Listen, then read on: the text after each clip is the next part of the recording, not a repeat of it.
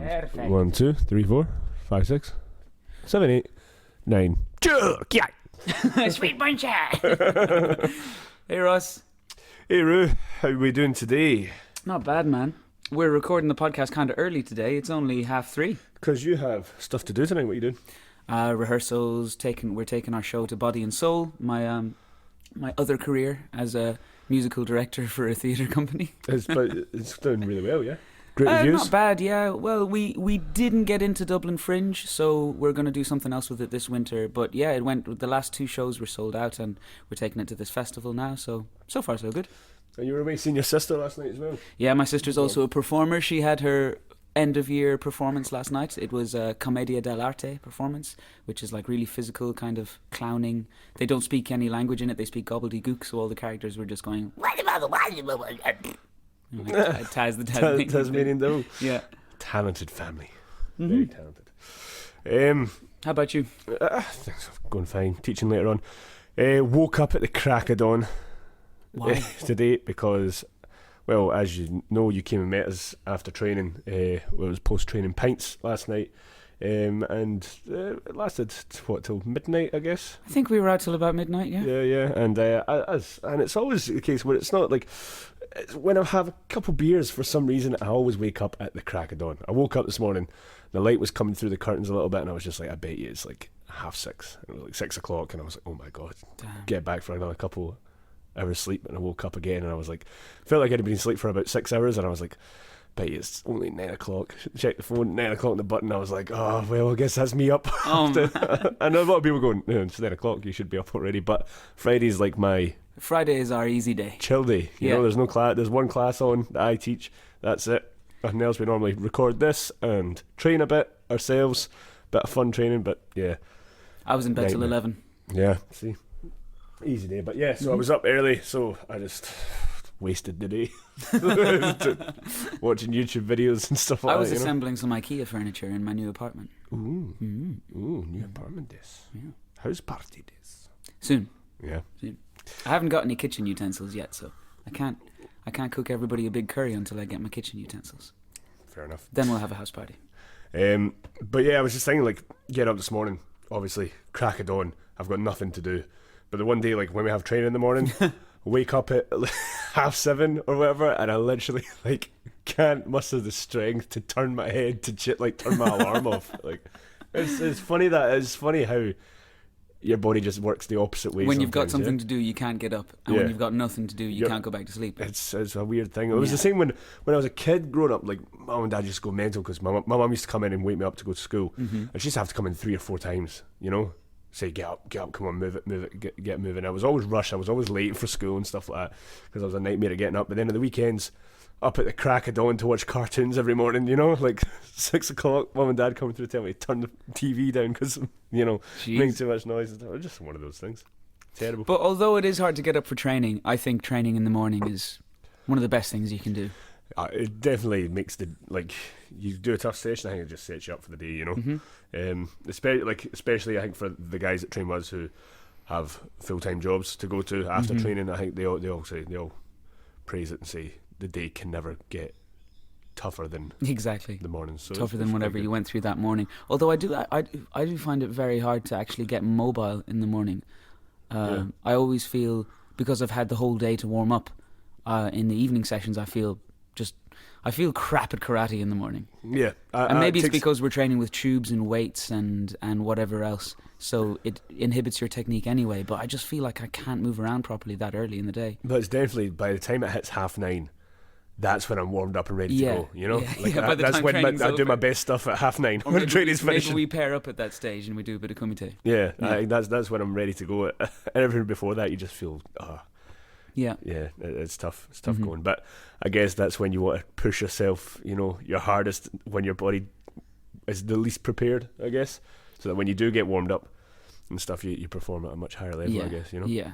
It's character building. You know what else is character building? What's that? Competing.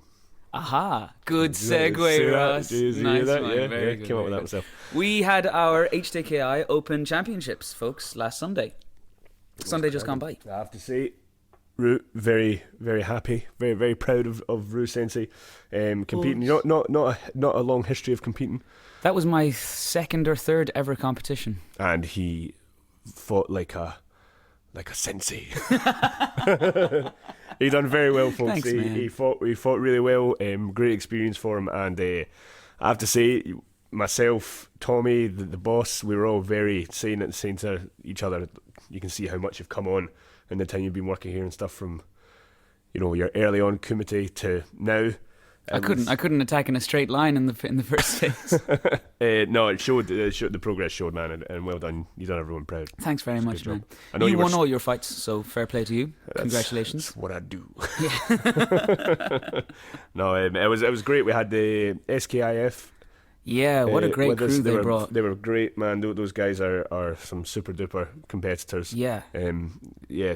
I think they made the day. They really made it interesting. The highlight for me is actually the one thing that we lost, which was the team kumite. Mm-hmm. We came second in team kumite. It was us and the SKIF, and we done a 5-man team kumite. Now it was 4 men and 1 woman. 5-person team kumite. Fucking hell. Okay. This is the least sexist martial arts podcast in the world, and we're going to keep it that way. Okay. Well, 5-person kumite. And we had Aoife, who stepped up to the plate on short notice. Young Aoife, who's only 14. Is she? 14, 15. And she was fighting one of the senior females. So she was fighting someone who was much older than her, much more experienced. She stepped up to the plate really well and done us proud, which was good. Carl, who just turned 16, just moved up to the cadet section.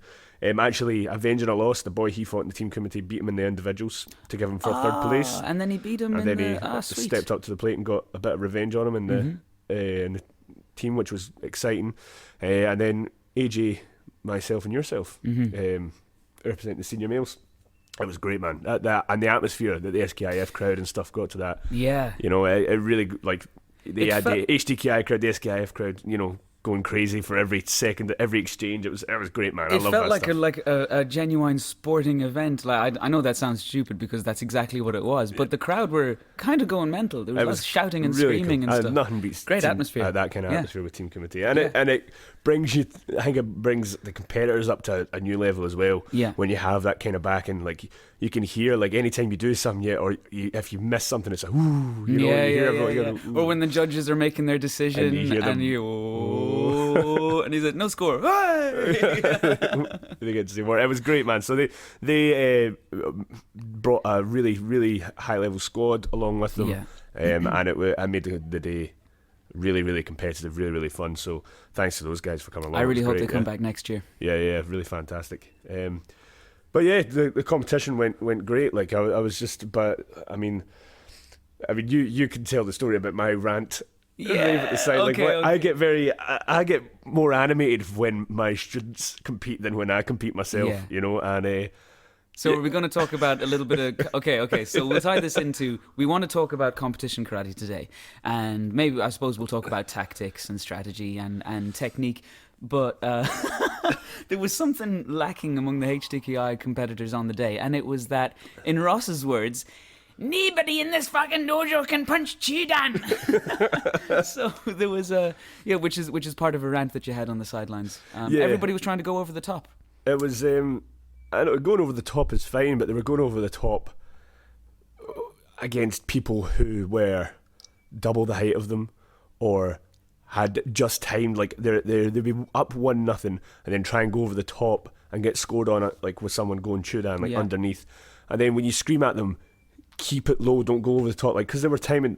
One of the things the SKIF guys all had was really sharp Gakuzukis. Like, I think they were all the points that they scored in our category were all just about chudan Gakuzukis, with the exception of 1 or 2. I got kicked to Shirogeri, but otherwise, a couple of the boys had some very nice sort of specialised techniques, but everyone was getting caught with that, and I was going crazy. I was like, don't do it, don't. That's all they're scoring with on is this Chudan Yakuzuki. Will you keep it Chudan? And everyone was going Jodan, and I was going mental. I was screaming at the side. You were animated to say the least. Yeah. But competitions are fun, man. Really fun. Yeah. When you're there with a team, I think once I went to a competition all on my own, and then at last year's HDKI competition, I wasn't working here just yet. So I wasn't exactly part of the team, you know, I wasn't in any team category, so I was there as an individual. But when you're with your crew, your dojo, your squad, whatever, man, it feels great. It feels really Absolutely. What I struggle with now, being in this position as an instructor, and as I teach the guys in the dojo the kumite class and stuff. So, and I'm teaching a kumite course in London in July. You're coming with me to that, yeah? And I had more pressure on me because I put more pressure on myself because I'm going to teach this kumite course, and they're pushing me as, you know, I won the championships last year, and and I won the one in England as well, and they were pushing me as, you know, the HDKI kumite champion, and I was like, I can't lose our own championships, you know, I have to win this, at least win before I teach this course, and after that it doesn't matter as much, but I need to make sure I don't lose. So I had that, I've put that pressure on myself. So it took me a wee while to get into once I'm in my competitive headspace, like once I've warmed up and I've psyched myself up, I don't think about any of that. But in the days leading up to it, and I was feeling the pressure. I was like, I have to go out and win. I have to go out and win. I have to go out and win. Whereas before I came here and I was competing, I very much had the mindset of just go out and enjoy it, and I was never nervous. I was just focused and motivated, and would go out, and there was no nerves on the mat. I was there just to do my thing, which I miss a little bit, because now being the instructor and having all your students, like there was a whole bunch of families came just to watch. Yeah. You know, they brought and it's so I had half my students up with the just and I to was watch, like, and I was like, I can't go out there and get, you know, ipponed or something, you know, in the first 5 seconds here. You know, I have to, you know, be impressive. Well, you didn't, man. You won all your fights. You got your gold medal in the individual kumite. Thank goodness. And, and you won your fight in the team competition. So. Yeah. No, I was happy with myself. It was a big relief at the end of the day. That was good. And again, at the end of the day, you feel silly for putting that pressure on yourself, you know. But I get helped, you know, a couple extra reps of Yakuzukis in the evenings, you know, didn't hurt. Yeah.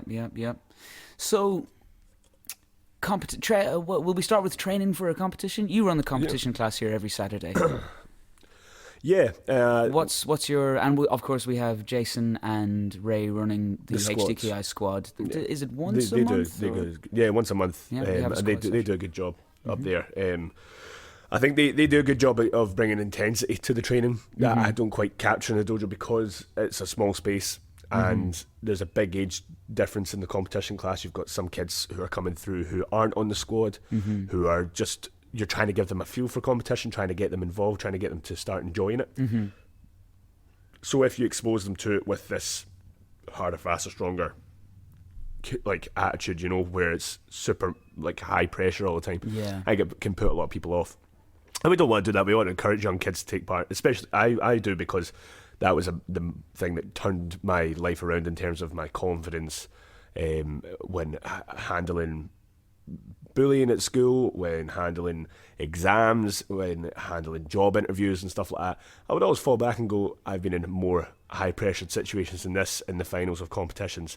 This is a walk in the park. I'm not going to get punched in the face going for this job interview, you know. And that was very much the attitude I brought over here interviewing with Scott for the job. It's like, well, there's maybe one interview where he wouldn't maybe punch me in the face. You never know. Like,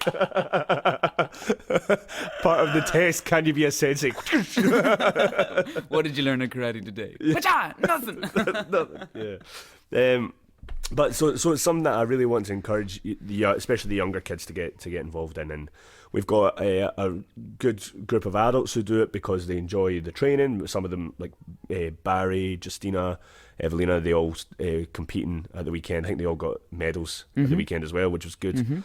So you have a set of seniors there who do it and maybe aren't as serious. They don't have ambitions to be, you know, European world champions, but they definitely enjoy competing. You've got some young kids who are just starting it, and one of the couple of them had their first competition day, and again they got medals, they had fun, they had a good experience, which was great. And then we've got a core of teenagers who are, like, a few of them are at that level where they're competing in world championships, European championships and stuff, and it's a bit different for them. And that's where the squad sessions are so important, because they get that pressure, that intensity there. It's much more competing against each other rather than just training. So you'd say your weekly competition class on a Saturday here is like a bridge It's It a is. gateway class to the squad sessions. So there'll be moments where we go like high volume, high pressure, high intensity. Yeah. You know, you'll be demanding a lot from them. Then also you have like just focusing on more technical aspects, you know, of how your body should move when you're throwing techniques in competition versus the amount of kihon and technicality we go into normal training. It's a bit different. It's a bit freer. You're breaking some of the hard set rules that you would maybe teach in a normal karate class. So and you have to try and let them understand that this is another aspect of karate, you know. And I think that trying to get that bridge is the tricky part for me, but the kids follow it really well. I think, yeah, they're a bright bunch. Okay, so besides from, I suppose, well, when you are training, teaching a competition class, what do you think? Let's talk about kumite first. What do you think across the board is the one thing you look at a normal karateka? What do they need to work on generally for their competition training? I think for our guy, I can only really speak for the guys that I see day to day, the guys that I'm teaching. And the big thing to try and get them to do is, for one thing, stay low. A lot of times when you say people, okay, jukumai, freestyle, they tend to relax a bit because they're not in these long stances that we do in Shotokan. They tend to relax, and the problem that they all have at the start is they all come up, and when they throw punches, they're very high up. They're not, and it's about pushing your body to that physical limit where you're driving even deeper than normal in your stance. You're staying low all the time, and you know, rotating your body to its limit, things like that. So when you're teaching Kazamazuki, Yakizuki, it's about getting them to consistently get in the habit of pushing their body to that physical limit so that they're covering as much distance, they're being as fast as they can, they're stretching their limbs out as far as they can, and not sort of heel down, back leg driving in straight, you know, hips and showman. It has to be a little bit more extreme, and I think it's training them to go to that extreme naturally. Yeah. It's the difficult part. So what you're saying is they have to be dynamic, right? Dynamic means changing. Yeah. So we start off, we don't use a big, long, solid stance like we do in Kihon. In Jukamai, you're a bit higher up, you're a bit more relaxed, but then you need to be able to switch from that to a very long, extended... Yeah, you have to be in a constant state of that plyometric movement, you know, and it's constantly being able to, at any point, explode in any direction. And that's difficult for especially young kids to grasp, you know. They just want to, you know, go crazy, throw punches and stuff, and they tend to be a bit sloppy. For the teenagers, they start to get it, and the seniors need to develop it. Like if they've not come up with competition, it's something that they find quite difficult to develop as well. And I think that that's the biggest challenge, I think, is to teach the form of not having such strict form. You know, it's that oxymoron of people punch with too much form. Initially, and it's been able to sort of break that and get them to move a bit more naturally, and then also didn't Rick Jackson say something about that during his course here? Probably. Said something about we what is it? We train with so much form just so that we can then train with no form, which is obviously something Rick Hutton has talked about too. They all talk about it. It's about you adhere to this shuhari. You train the system, you master the system, and then you break the system. And so you train so hard so that you train to that system with such dedication that you eventually don't need the system. What was the word he used? Contrived. Was it contrived? The movements we make are very much contrived, so that then you can move freely, in a non-contrived way. I hope that there's some children outside the dojo making a lot of noise, and I just hope it's not bleeding through the microphones here, because they're so annoying. Very squeaky. What are they doing? Very squeaky.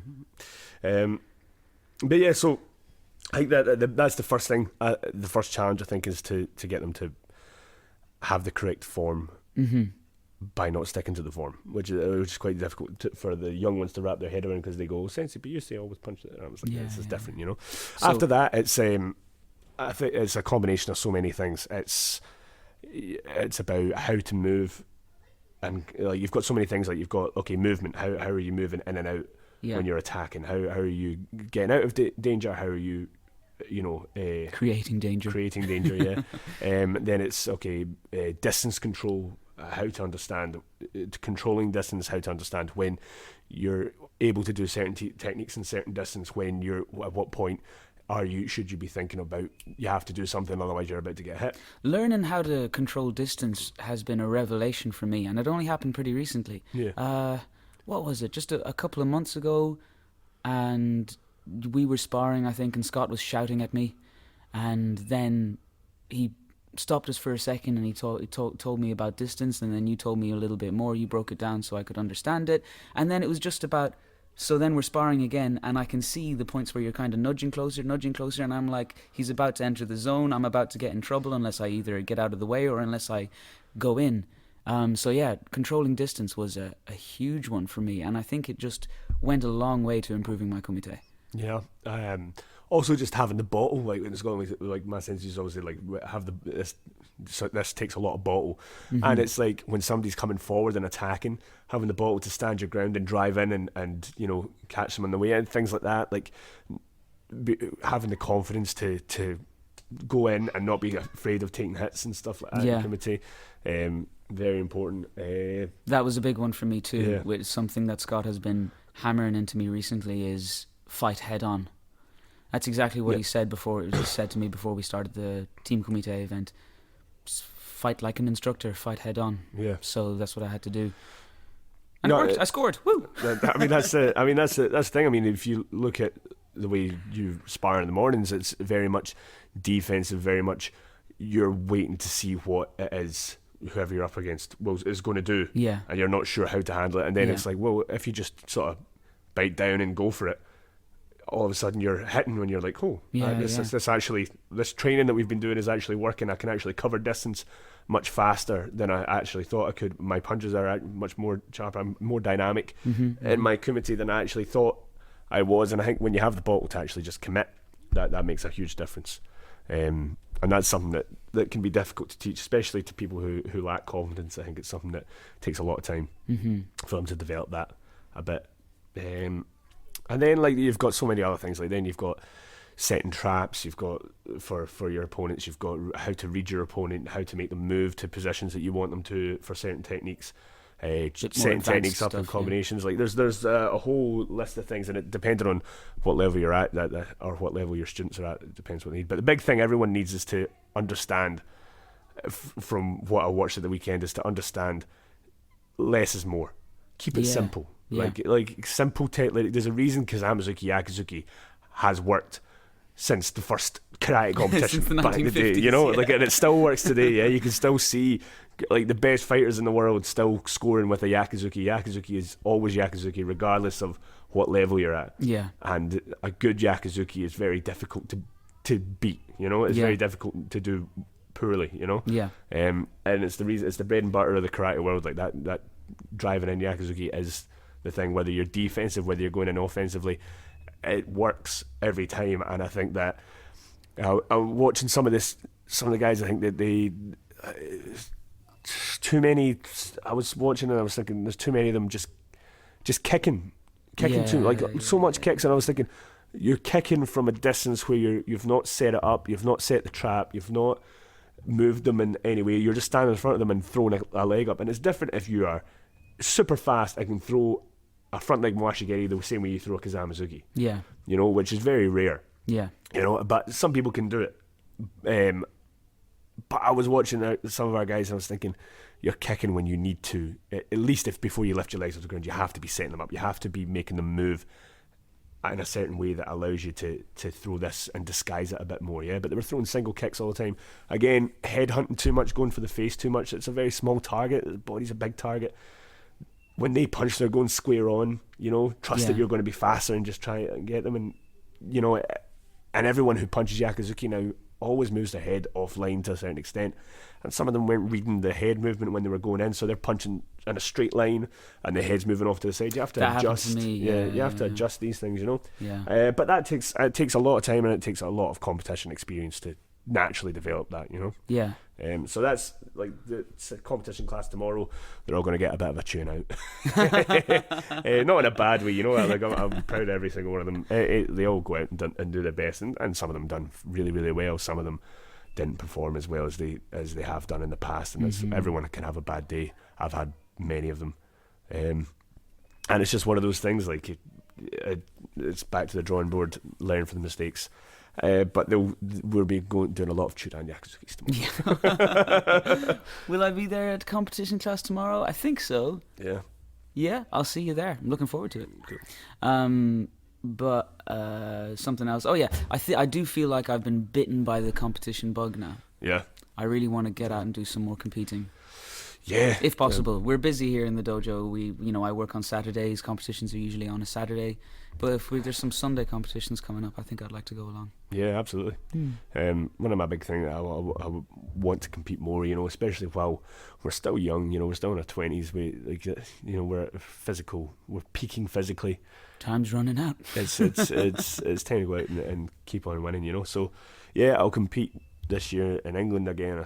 I think there's a few ones abroad that I think the squad are going to. Hopefully, cool. Ray and Jason see fit to take me along with them, and then ones about here if we've got the time. I mean, the thing that plagues me is stuff like private classes, things like that. They do take the students do take priority as an instructor a lot of the time.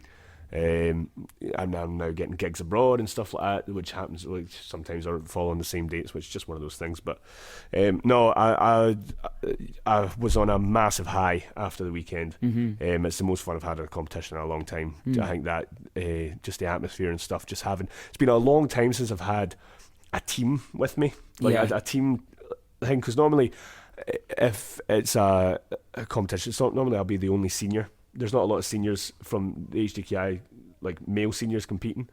So I'm normally the only senior male there, and our events always last. So everybody's already pissed off by the end of it, But to have to have you, AJ, there with me, warming up. We're warming up in the same bit. We're giving each other nods all day. Encouraging each other and stuff.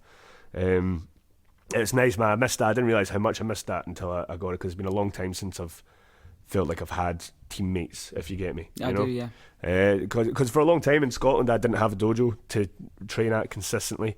Even when I was with the JKS, I mean, those guys were very up in Dunfermline. It was so far away to train. I was very erratic how often I could get up there, and they'd done their best to make me feel welcome and to make me feel part of the team, but I never really did, just because it was so inconsistent and I was having to train in other dojos, different dojos. And when you have to train so erratically, it's difficult to create those sort of bonds, And so when I was going and competing, as much as they're all encouraging me, the coaches would give me advice and stuff and tell me, keep calm, watch your control. And I'm looking at them like, I never ever get disqualified ever. It's just generic advice. But it's just generic advice and stuff. I was like, so they don't really know my style. They don't know what I go through mentally before competitions the way that coaches maybe should. And that's just because it was so far away, and I wasn't part of wasn't gelling with the team, because of that. So I felt alone at competitions for such a long time, and this is the first time in a while that I felt that I had a bit of backing from guys who are competing alongside me, So I came off a massive high there. That was great, man. I loved it. I felt the very same way. Like I said about how I'd been to a couple of competitions as an individual, but going as part of we weren't part of. I'm not part of the squad, but we were a squad. We were a squad in ourselves. So yeah, that was really good. Me and AJ, the instructor squad. They just and we won Team Kata. Whoop. Oh, we won Team Kata on a day's notice. We'd been practicing since Thursday, and did we get 3 practices in? Wow, now hang on now. That sounds like we're very severely tooting our own horns there, but it was a bit by the seat of our pants. I was surprised. I think we were able to thanks to the fact that we trained together so regularly anyway. We had just gelled. Yeah, we gelled. That's it. Was good. So it was a great weekend, and it made me like you were just saying there before we started, like a lot of the chat from traditional karateka just now with karate being in the Olympics. Like you said, we want to talk about competition karate. It's very negative. It's very, and I've said it a bit myself. It's very much traditional karate versus sports karate. There does seem to be that kind of dichotomy, yeah. Yeah, and so I want to talk about, like, we want, like you say, a positive note, the positives of competition karate and the positives of this sport karate in general. I didn't want to have a Budo karate versus competition karate discussion on the podcast, because I think that is done to death. And even like Naka does it. Even Jesse Enkamp is talking these days about how competitors will hit their own dogi to, and it's all superficial and yada yada yada. Let's just talk about what's good about competition karate. Well, there are a lot of good things. I mean, so many. Like, for one, the things I mentioned earlier, as a child who had no coordination, no athleticism, who got picked on at school for not having any athleticism, for being ginger, obviously. I mean, because that's a given. A wee ginger ninja. Yeah, but, competition was the thing that switched it around for me. I gained the confidence. Not that I walked about with bravado at school or in secondary school or anything like that, but I wasn't. All of a sudden, I wasn't afraid to converse with people who, and make friends and stuff like that. I remember any time I went on holiday, my mum would take me by the hand in the pool and introduce me to the other boys playing in the pool, and be like, "There you go play," and I would have a great time, you know, because like I said, I'm not like. I'm a fine kid, there's nothing wrong with me. But I don't think anyway. Yeah, other people. It's might funny that you have to qualify that. There's nothing wrong with nothing wrong with me. But but for some reason, confidence-wise, I just couldn't go up and start a conversation. But as I got a bit older, hit my teens, that all changed, and I became quite confident in myself, and my spectrum of friends grew immensely. All of a sudden, I was friends with everyone, and and that was, I think, down to the fact that I was competing and doing well in competitions, and that was a big thing for me in my personal life. Then again, in terms of the stress that comes along with competing, especially I've fought at a high level stage, European World Championships, stuff like that, and when it comes down to the wire, the being able to handle that pressure, it's a different kind of pressure than, for example, grading something where you can control the outcome in a lot of ways, right. in the sense that you have to go out and do the kata, and you've been practicing it a lot. You've go out and do your kihon, you've been practicing a lot. You go out and do your ju upon kumite, you've been practicing it a lot. When you have someone who's up against you in kumite, for example, you can't control what they're doing, like to a certain extent. There's an element that's very much out of your control. That's a different kind of stress. It's a different kind of environment.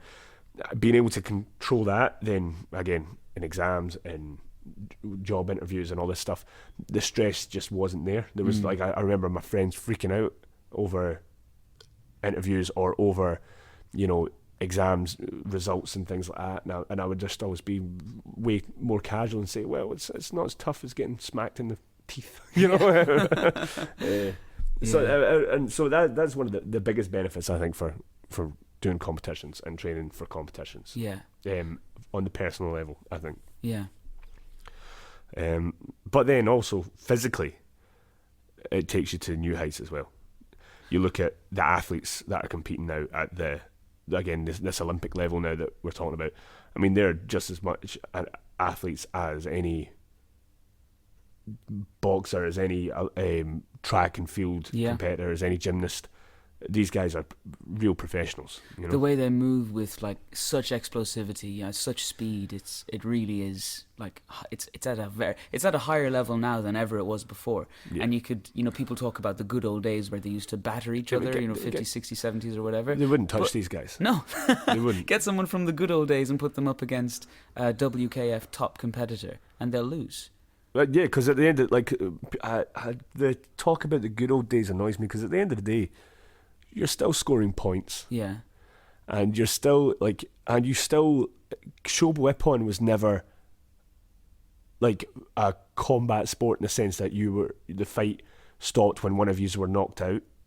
Well, it could, or you have rounds. Well, people did, but there was still an understanding that you had to have control. Because otherwise, all the matches would end with knockouts.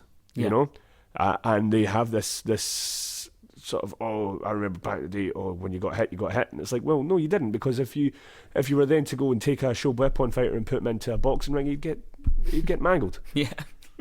It's because you weren't conditioned to take the same kind of punishment as a 12-round boxing match or something that lasts more than 2 minutes, which is essentially 2 minutes of sprinting to see who can touch each other first. That's still what it was back then.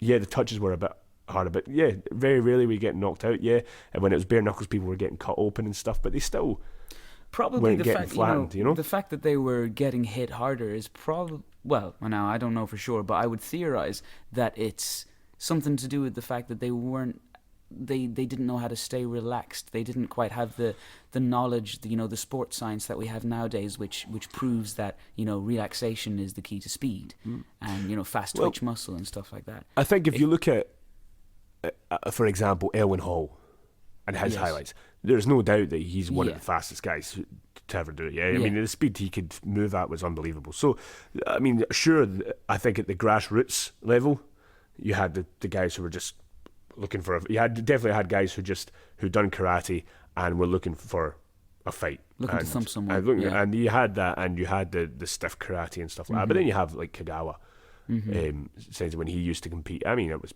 a thing of beauty, and he was so fast. So I think there at certain levels you have the stiffness, and that's probably when people were getting hurt the most. Again, the higher up the levels you go, like you see Frank Brennan's Mawashigiri and stuff, it's perfect control.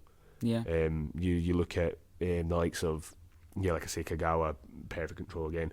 Sometimes I'm sure they broke people's noses. I'm sure once or twice they've knocked somebody out, but that happens in WKF as well. People get knocked out in WKF competitions. Like that happened to the English boy who was a prospect for the Olympics. There was a big controversy. Was there? Oh yeah, there was a big controversy about that, and maybe some people listening might know, but I can't remember who he was fighting, but it's the boy who won the World Championships 2 years ago, I think. Okay. I can't remember his name, but the boy from England, I'm sure some people listening will know. But he went in for Yakuzuki as the guy lifted his leg up and his knee hit him in the chin, and the English boy got knocked out. And they gave him the win and disqualified the other person. But then the coaches sort of overruled, appealed, and then it was overruled because he put himself in danger. And he sort of moved into the knee, so it wasn't intentional, so it shouldn't be a disqualification. It should be he can't continue. And then there was a big controversy about that, because obviously the amount you win and stuff is going to determine how eligible you are to compete in the Olympics. So it was, so there's a big controversy about that, but that's an example of where somebody's been knocked out, and it happens when people throw techniques, happens when people get swept and land badly, Again, we're still throwing punches and kicks, and people run into stuff, and no matter how good your control is, a punch is a punch at the end of the day, Well, I mean, just this Sunday gone by at the competition, I got rattled kind of hard in the jaw. I wish I'd learned those guys' names, but it was one of the SKIF boys. I think the boy that done it to you was the boy that I fought in the semis, Yeah, you fought him in the individuals. Did you get his name? Ben. I believe. Ben punched me kind of hard, and my jaw was sore for a full day. Obviously, he didn't knock me out, but I can't remember what my point was. But sometimes you get hit hard, basically. But I think so that notion that back in the day was something completely different, it wasn't. Do I think that the karate was better, as in where the technique's a bit more effective, shall we say? I think that the big difference now is because they are padded up, because the control is there is more emphasis on control than there was back in the day. If you snap somebody's head back in the day, you would have got the point for it.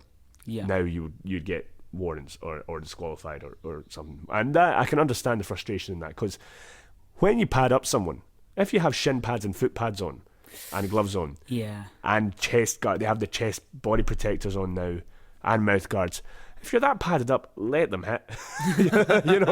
I think there is a point where it's you should be allowed to smack somebody. Well, hang on now, because that's kind of, is that like a, what do you call it, a contradiction, but because we wear padding for more protection, not so we can hit harder. But the point is, if you're going to give them padding to soften the impact of a controlled Mawashigiri.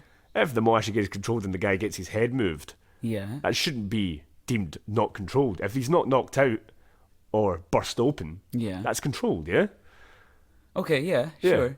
So what's that got to do with padding?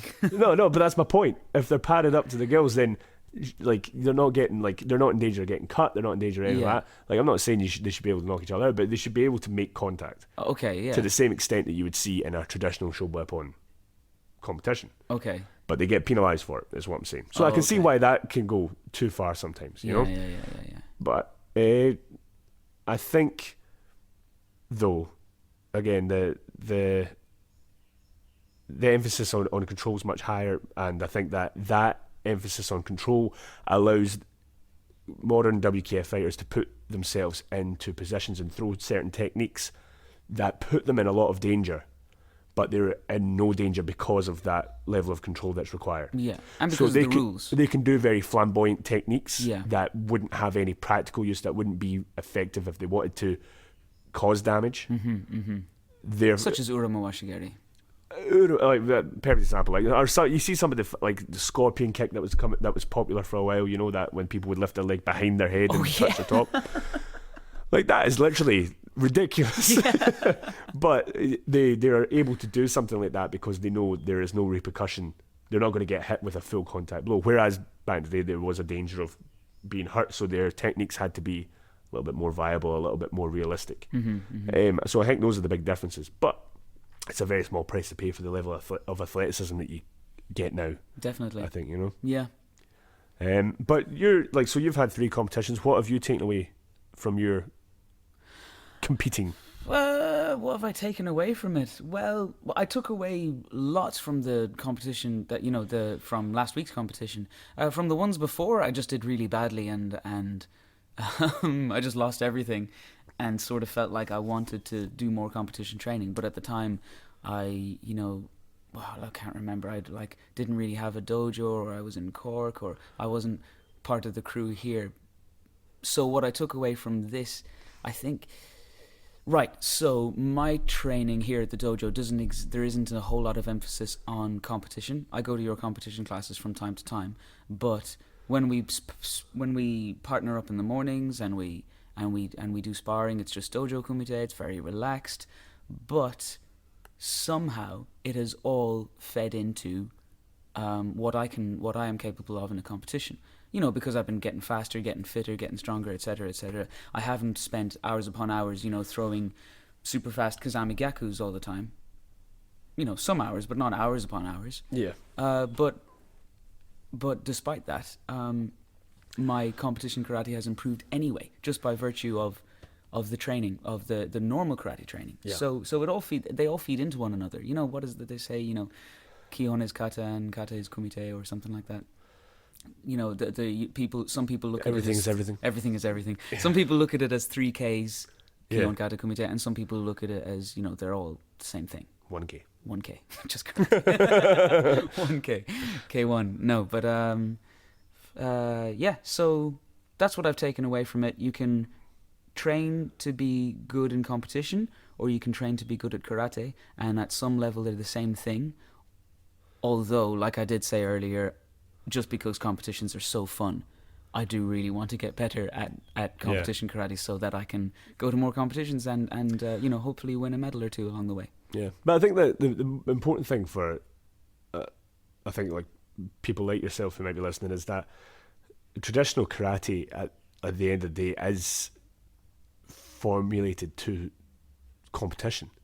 That's what it progressed to more and more and more. You mean like regular Shotokan? Yeah. Or do you mean... No, the regular Shotokan. I mean, yeah. that's one of the big things, is that back in the day they tried to push it into a sport. Like, they tried to push that sporting element. Obviously, that's why very Niju Shiho is the way it is. Yeah. Because it looked, the thrust kicks Quite look a lot better of for it is the way it competition. is. Yeah. And the kumite as well. Like, that was like what the biggest thing, again, even for the back in the day with the jet. Like, we've got Kawahara coming over. Mm-hmm. What's the big thing? He was grand champion. You know, that it was the prowess of winning the All Japans or the Worlds was what these guys were also training for. You know, they were training to get good at karate, but they obviously achieved a very high level of traditional karate and budo and all the rest. But also, these guys were also champions. They wanted to go out and they wanted to get, you know, recognition for their skills. They wanted to test their skills against each other, and you do that by competing. Yeah, true. And I think that it's something. It's not something that should be scoffed at. I think it's something that should be embraced as part of it. It's not for everyone, but you shouldn't let anyone talk you out of doing it. You know. Yeah. Yeah. So, on the tail end of your competition experience, has that given you a new boost of confidence in terms of your grading kumite? It has, yeah. I think the road to Nida. Yeah. I think I understand kumite a bit better now. It sounds like a silly thing to say, but yeah, it opened my eyes. I was against a stranger. I was up against a stranger. That might be the case on the day of my grading as well. So I didn't know what they were like, didn't know what to expect. All I was told to do was fight head on, keep it simple, defend, counter, or catch them on the way in, stuff like that. So, yeah, I do feel more confident, and it actually, I think at this stage, what I believe is going to be the case is that my Kihon is going to be my weakest. It's going to be the weakest element of my grading. You think so? Yeah. Yeah, I've been practicing MP a lot. I think my kumite has come on, but man, the Nidan syllabus is hard. the syllabus for specifically Nidan and Sandan are very demanding physically. Like the techniques are designed to. Some are designed to flow, some are designed to test if you can make it flow, like that Umawashi Yakizuki.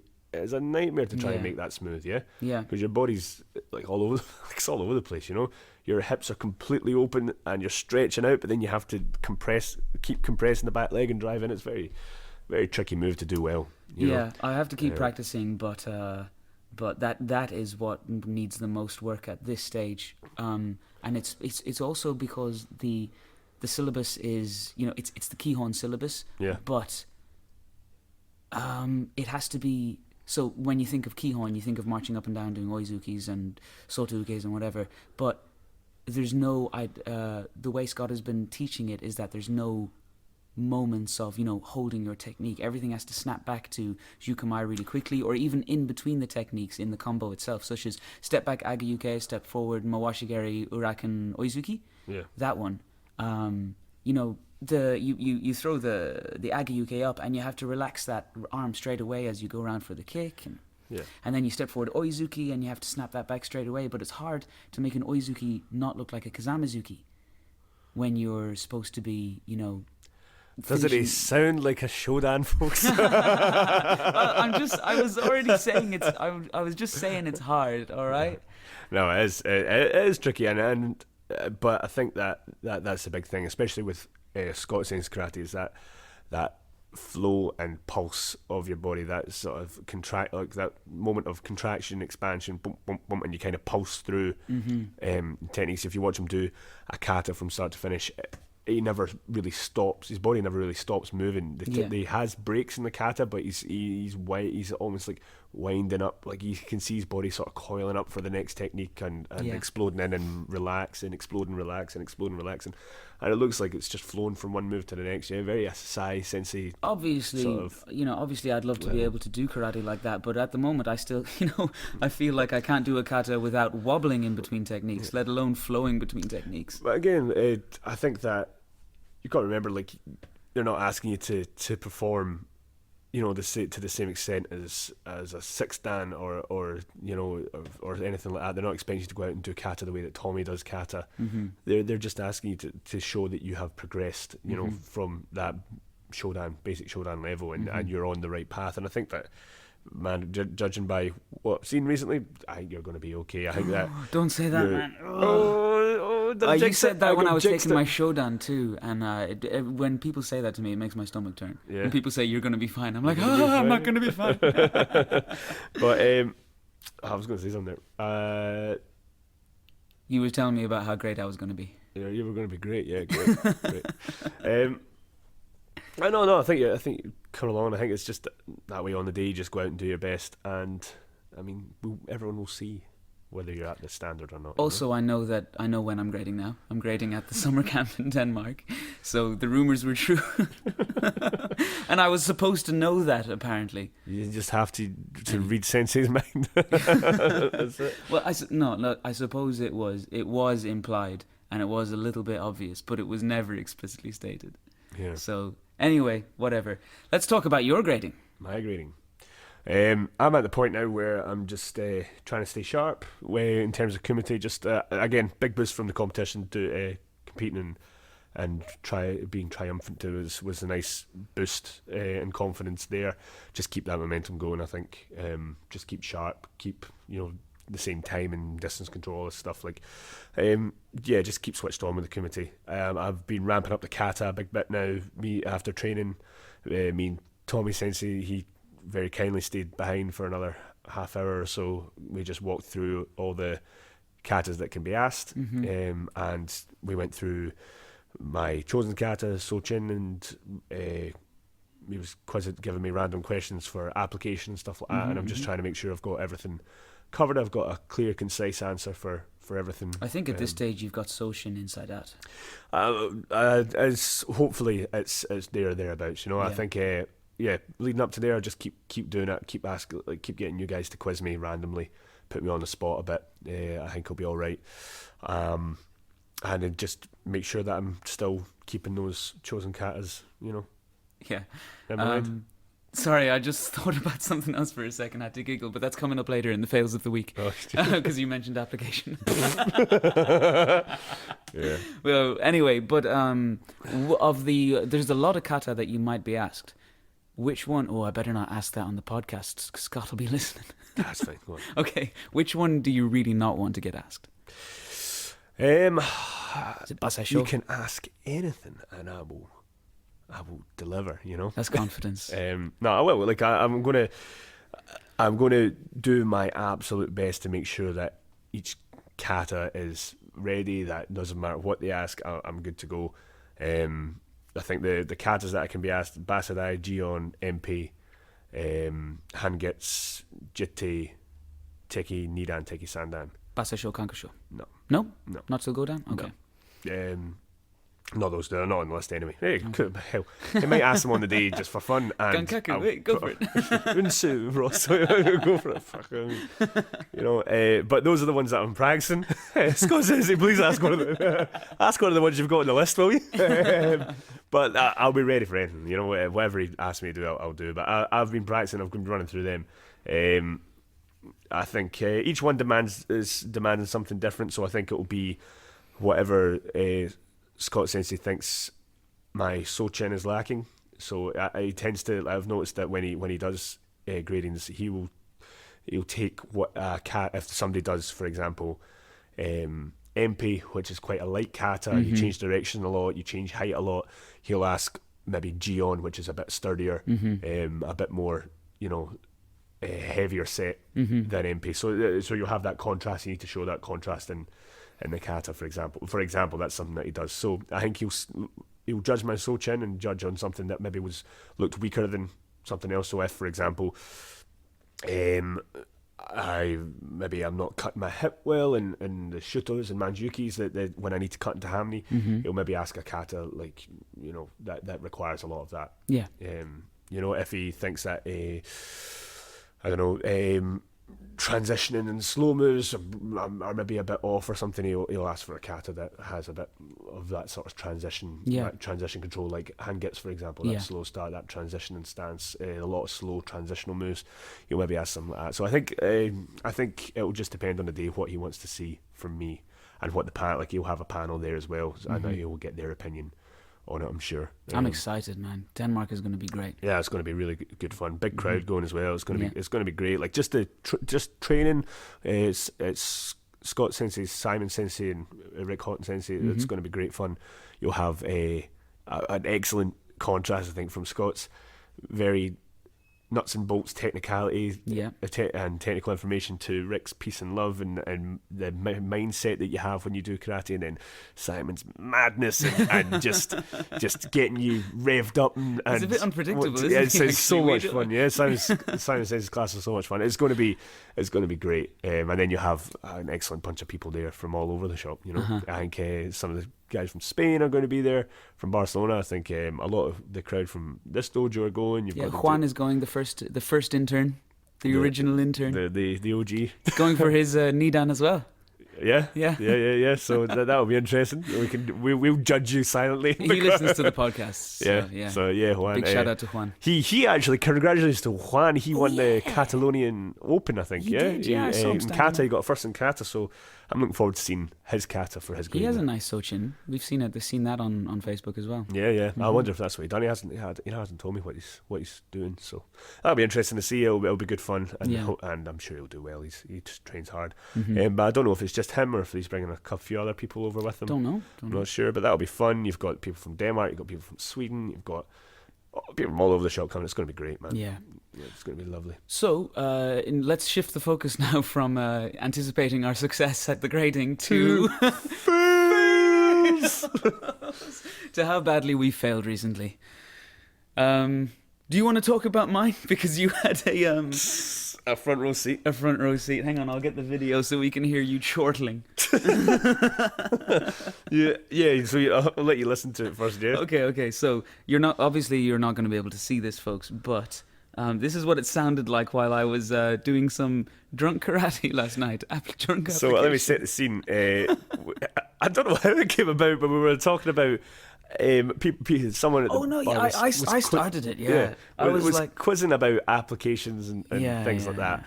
And I was talking about how Guy Brodeur had said, maniacs learn faster, and this particular person I was talking to was coming across as a bit of a maniac, and I was like, "You're going to do well here," and I was like, because you have to have the imagination of what this shuto could actually.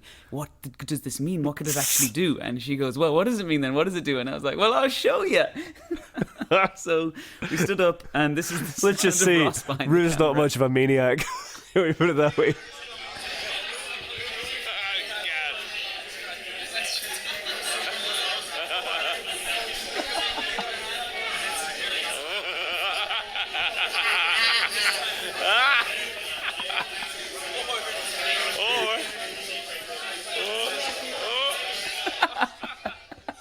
I was blown away by I don't know what you were doing. It was very much. It doesn't look that bad. It was just. I expected more. Just put it that way. I expected more from you. Well, I didn't want to hurt anybody. Well, that's yeah. You didn't want to get chucked out the pub, but no tag want to know at the bar. Yeah, we've had that before. Yeah, so it was interesting to say the least. But yeah, I will. Should I post a video up? I'll put the video on the YouTube version of the podcast. Yeah, so if you want to check, if you're listening to this podcast and want to see, you know what? I'm not going to do that. I've got my reputation to think about. Well, okay. Well, I'll reenact it. I'll film it, reenact it, and put it up. Yeah, so you can all check it out. So yeah, go follow me on Instagram, Facebook. You'll see a reenactment of what Rue was doing that night to make me cackle like a witch. But yeah, that was a fail. There's my fail of the week. Your turn, you bollocks. So my fail is every Wednesday and every Saturday we have two bins, a general waste bin and a recycling bin. Every Wednesday the recycling bin has to go out, and every Saturday the general waste bin has to go out. And I always forget, and Scott, since he always gives out to me for it. But man, I teach a lot of hours, man. I forget. It's the last thing on my mind. I'm locking up. I just want to get out of here and go home. I forget the bins. And the other day, I was coming into morning training to Scott standing outside the door, jumping on top of the bin, trying to push the rubbish down. Trying to push the rubbish down so we can fit more rubbish in, because I'd forgotten to put it out to be emptied. And I was slowly, he was facing the wrong way, and I was slowly trying to sneak past, so he didn't see me. And this door makes a hell of a noise when you open it. The handle's like, and Scott turned around, he's like, "You fucker, fucking bin roast, fuck." So yeah, that was. He started hitting you, didn't he? Oh yeah, he always hits me. Fucking punch in the shoulder, dead arm. Then I complain about my Agyuki being too low during training. I'm like, I can't move my arms. But yeah, so that was my big fail. The definite. Wait, I know he's not. I know his Muppet isn't Grouch. Wait, is Grouch a Muppet? The one that lives in the bin? I just had an image Sesame of Street, head sticking out of the bin. Oh, that's Sesame Street. Okay. Oscar the Grouch, yeah. He's going, no, you know what's funny? In Japan, we were giving everyone Muppets, or Sesame Street characters. Yeah. And his was the Count, the vampire. Yeah. Because all he does is count and laugh. Yeah. Each, ha ha ha. Me, ha ha ha. And funnily enough, we just got a gig in Transylvania. Yeah. I had a bit of fun with that the other day. Yeah, so he's finally going home. Yeah. But yeah, so I think that's it. That is it from us today, folks. Thank you so much for listening. As always, do get in touch. Send us a message on Facebook, Hombu Dojo Podcasts. Subscribe on YouTube. Leave us a review on iTunes. 5 stars only, please. Or leave us 1 star and tell us we're bollocks, we don't care. Yeah, well, we won't check them anyway. You know? And well, no, we will. We'll check them and we'll read them out. How about that? Oh yeah, well, name and shame. Name and shame, yeah. And you know what he said? And click follow on Spotify. Because, it's time for us to build an audience. Yeah. It's time for us to take over this martial arts podcast world. Yeah, so if you like it, guys, share with your friends. Please subscribe. Get the bell on YouTube. Get following on Spotify. All the rest of it. Follow HDKI on Instagram. Like HDKI us on Karate on Instagram. Like us on Facebook. Follow Mew on Instagram and Facebook. Follow me, Ross Stewart, on Instagram and Facebook if you want more. There's just so many ways to cyberstalk us, guys. Yeah, and you know if what? you're just being lazy, it's worth it. It's worth it. Yeah, some quality content out there. Okay, that's enough. Thanks very much, guys. Cheers.